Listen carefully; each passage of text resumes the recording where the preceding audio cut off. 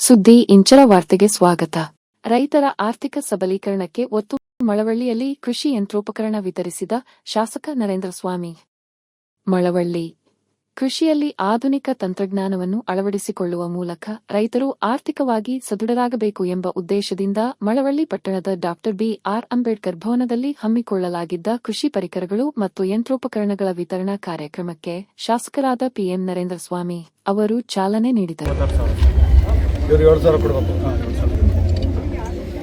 ಒಂದು 3 HP ಕಟಾವು ಯಂತ್ರ, ಇದು ರೈತರು ರಾಸುಗಳಿಗೆ ಮೇವನ್ನು ಒದಗಿಸೋದಕ್ಕೆ ಅವಕಾಶ ಆಗ್ತಕ್ಕಂಥ ಕಟಾವು ಯಂತ್ರ. ಇದೊಂದು 36,000 ಬೆಲೆ ಬೀಳುತ್ತೆ.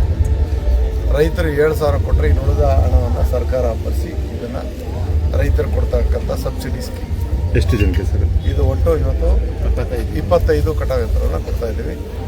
ವಿಶೇಷವಾಗಿ ನಮ್ಮ ಮಲಗಳ್ಳಿ, ಕಂಚಿಗಳ್ಳಿ, ಹೊಸಳ್ಳಿ ಮತ್ತು ತಿಗಡಹಳ್ಳಿ, ಮಂಚನಹಳ್ಳಿ ಈ ಭಾಗದವ್ರಿಗೆ ಈ ಒಂದು ಸವಲತ್ತನ್ನು ಸರ್. ಕೃಷಿ ಇಲಾಖೆ ವತಿಯಿಂದ ಮಿನಿ ಟ್ರ್ಯಾಕ್ಟರ್ 2 ಮತ್ತು power tiller 6, rotavator 10, MCT thresher 1, power weeder 1 ಮತ್ತು ಚಾಪ್ ಕಟರ್ 25, ಒಟ್ಟು 45 ಸವಲತ್ತುಗಳನ್ನು ಇವತ್ತು ಕೃಷಿ ಇಲಾಖೆಯಿಂದ ರೈತರಿಗೆ ಕೃಷಿ ಚಟುವಟಿಕೆಗೆ ಅನುಕೂಲ ಆಗ್ತಕ್ಕಂಥ ಯಂತ್ರೋಪಕರಣಗಳು ಮತ್ತು ಟ್ರ್ಯಾಕ್ಟರು, ಪವರ್ ಟಿಲ್ಲರು, ರೋಟೋವೇಟರ್ ಎಲ್ಲವನ್ನು ಸೇರಿಸಿ ಇವತ್ತು ಕೊಡ್ತಕ್ಕಂಥದ್ದು.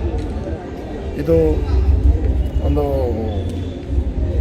ರೈತರ ಒಂದು ಜೀವನೋಪಾಯಕ್ಕೆ ಉಪಯೋಗವಾಗ್ತಕ್ಕಂಥ ಯಂತ್ರೋಪಕರಣಗಳ ಮುಖಾಂತರದಲ್ಲಿ ಇವತ್ತು ಕೃಷಿಯನ್ನು ಆಧರಿಸೋದಕ್ಕೆ ಒಂದು ಅವಕಾಶ ಅನ್ನೋದನ್ನು ಹೇಳ್ತೀವಿ.